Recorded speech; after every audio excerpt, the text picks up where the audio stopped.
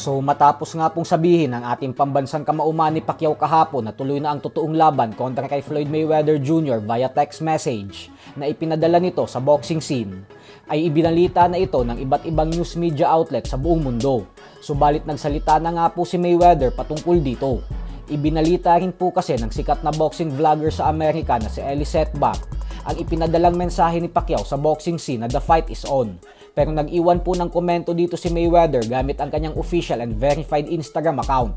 Ayon kay Mayweather ay wala umanong katotohanan ang sinabi ng ating pambansang kamao na okay na ang lahat at nalalaban na siya sa isang totoong bakbakan sa September 19. At bagkos ang pinagkakatiwalaan niya umano na boxing vlogger na Fight Hype ang unang maglalabas ng balita patungkol sa kung ayos na ba ang lahat at kasado na ang rematch. Para po sa mga hindi nakakaalam ay ang Fight Hype po kasi ang channel na malapit kay Mayweather at dito lang siya nagpapaunlak ng one-on-one interview simula noon pa man. Kaya Fight Hype daw ang unang makakaalam ng mga detalye sa laban nila ni Pacquiao. Matapos ng pahayag na ito ni Mayweather ay agad namang bumuelta ng isang maikli pero may laman na mensahe si Pacquiao kay Floyd. Bago po kasi sumakay ng eroplano si Pacquiao kanina sa Los Angeles, California, ay sinabi nito kay Mayweather na magpakalalaki ka.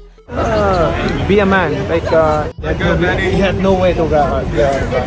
So, yes, man. Kasabay rin nito ang pahayag na inilabas na MP Promotion CEO Josh Matur na wala pa daw inilalabas na official statement ang ating pambansang kamao. Pero nananatili umanong aktibo ang kontrata na bona fide professional fight. Basta sa ngayon umano ay kasalukuyan pa silang nakikipag-ugnayan sa kampo ni Mayweather. Sa kabilang banda naman mga idol ay habang naghahanda nga po ang ating pambato na si undefeated top super bantamweight contender Carl James Martin para sa kanyang laban kontra sa kapwa Pinoy boxer na si Carlo Demisilio na siyang nakatakdang ganapin sa susunod na buwan, ay muli nga po itong binanata ng former WBO Global Super Bantamweight Champion na si Philippus Nitumboa. Matatandaan natin na ilang taon nang hinahamon ni Nitumboa si Wonderboy pero hindi po ito pinapatulan at binibigyan ng pansin ng ating pambato. At ngayon nga po ay sinabi naman ni Nitumboa na wala daw sa kanyang panama si Martin kasi kakainin niya lang daw ito ng buhay. At kung ayaw niyo umanong maniwala ay papatunayan niya ito basta ikasalang daw ang kanilang bakbakan.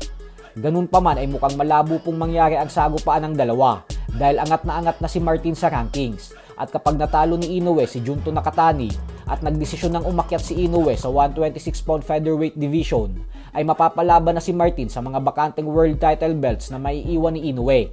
At yun ang pinaghahandaan ngayon ni Wonderboy. So hanggang dito na lang po muna tayo mga idol.